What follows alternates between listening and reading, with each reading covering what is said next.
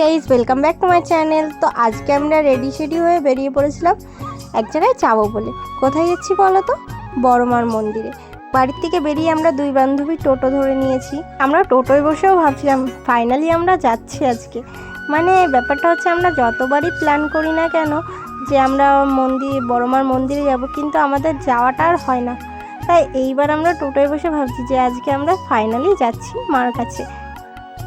স্টেশনে পৌঁছে আগে আমরা টিকিট কেটে নিলাম, তারপরে আমরা 1 নম্বর প্ল্যাটফর্ম থেকে 2 নম্বর প্ল্যাটফর্মে গিয়ে বসেছিলাম। আর এইদিকে হচ্ছিল বৃষ্টি, মানে আজকে আমাদের পিছন ছাড়ছে না গাইস। প্রথমে সকালে বেরোনোর আগেও দেখলাম যে বৃষ্টি হচ্ছে, তারপরে রাস্তায় বেরিয়েও দেখি হালকা হালকা বৃষ্টি হচ্ছে। তো ভাবছি যে বৃষ্টিটা হয়তো আজকে আমাদের পিছন ছাড়বে না। তারপর কিছুক্ষণ বসে থাকার পরে দেখি ট্রেন চলে এসেছে, তারপরে ট্রেনে উঠে পড়লাম। আর ট্রেনে তো প্রচুর ভিড় ছিল গাইস, এত ভিড় ছিল দেখতেই পাচ্ছ, পিছনের ঠেলাঠেলি চ্যাপটি হচ্ছে। তো আমি একটু ফাঁকা জায়গায় একটুখানি দাঁড়িয়েছিলাম আর একটু ভিডিও করলাম, যে দেখানোর জন্য যে ট্রেনে কত ভিড় ছিল। তারপরে আমরা নেমে পড়েছি। আমরা শুনেছি নাকি নৈহাটির বড়মা যদি না চায় তাহলে নাকি কেউ মার কাছে যেতে পারে। এটা হচ্ছে বাস্তব কথা, কারণ আমরা অনেকবার চেষ্টা করেছি যে মার কাছে যাব, মার কাছে গিয়ে পুজো দেবো, কিন্তু আমরা যতবারই প্ল্যান করেছি না কেন ততবারই কোনো না কোনো কারণের জন্য আমরা যেতে পারিনি। তো এইবার ফাইনালি আমরা পৌঁছে গেছি মার জায়গায়।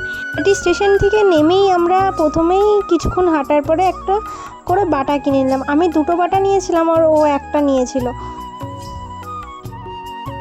তারপর কিছুক্ষণ হাঁটার পরে আমরা পৌঁছে গেছি মার মন্দিরের সামনে। তারপরে আমাদের একটা বন্ধু গেছিলো পুজো দিতে, ও লাইন দিয়েছিল, তো আমাদের আর তাই লাইন দিতে হয়নি এক্সট্রা করে বেশি, মানে অনেকটা লাইন পড়েছিল। আর সেদিনকে ছিল অমাবস্যা, আর যেহেতু ও সকালবেলা গেছিলো তাই ওর অনেকটা আগে লাইন ছিল, তাই আমরা লাস্টে গিয়ে লাইন দিতে হয়নি অনেকটা দূরে, তো আগেই লাইনটা পেয়ে গেছিলাম। তাই কিছুক্ষণ দাঁড়িয়েই আমরা ভিতরে ঢুকে গেছি।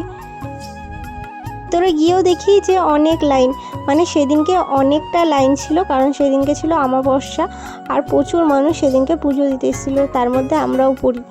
তারপরে মন্দিরের ভিতরে ঢুকলাম, দেখতেই পাচ্ছ সামনে কত মানুষের ভিড়। তো এত মানুষের পরেই আমাদের লাইন ছিল যে আমরা মাকে পুজো দেব। আর এখানে দেখো মার মুখটা দেখেছে, কি ভালো লাগছে। যারা যাওনি অবশ্যই একবার বড়মার মন্দির থেকে ঘুরে এসো, মনটা একদম শান্ত হয়ে যাবে। তারপরে আমরা পুজো দিয়ে বেরিয়ে একটু গঙ্গার ঘাটের দিকে যাব ভাবলাম। এইদিকে আমার বান্ধবীর ডালা আমার হাতে ধরিয়ে দিয়ে ও খালি হাতে যাচ্ছে, আর কি যেন আমাকে বলছে, মানে আমি 3খানা ডালা একসাথে নিয়ে ঘুরছিলাম গাইস। আর সেদিনকের ভিড়টাও ছিল প্রচুর, দেখতেই পাচ্ছ রাস্তায় কত ভিড় আর কত লাইন পড়েছে। লাইনটা দেখতে পাচ্ছ গঙ্গার ঘাটের ওইদিকে চলে গেছে। পুজো তো দেওয়া হয়ে গেছে, তারপরে একটু ঢং করব না? এটা তো হতেই পারে না, কারণ এটা তো আমাদের রক্তে রক্তে আছে ঢং করা। তারপরে এদিকে আমি আমার বান্ধবীকে প্রসাদ খাইয়ে দিচ্ছিলাম, ও আবার আমাকে একটু প্রসাদ খাইয়ে দিচ্ছিল, তো একটু ভিডিও করে রাখলাম এই জিনিসটা। দেখতে পাচ্ছ আমাদের মধ্যে কত ভালোবাসা, এরকম ভালোবাসা পাওয়া যায় বান্ধবীদের মধ্যে না। এদিকে আমার বান্ধবী খুব ভালো, আমাকে খুব ভালোবাসে। তারপরে আমরা চা নিয়েছিলাম, এখানে আমরা চা খাচ্ছিলাম গাইস দাঁড়িয়ে, গঙ্গার ঘাটে দাঁড়িয়ে চা খেতে কার কার ভালো লাগে? আমার তো ভালোই লাগে, আর কার কার ভালো লাগে? তারপর গঙ্গায় নেমে আমি একটু গঙ্গা জল ছিটিয়ে নিচ্ছিলাম আমার গায়ে, আর আমার বান্ধবীর গায়েও একটু ছিটিয়ে দিলাম, যাতে ওরও মনটা একটু শান্তি হয়। তারপরে আমরা বাড়ির জন্য বেরিয়ে পড়েছি গাইস।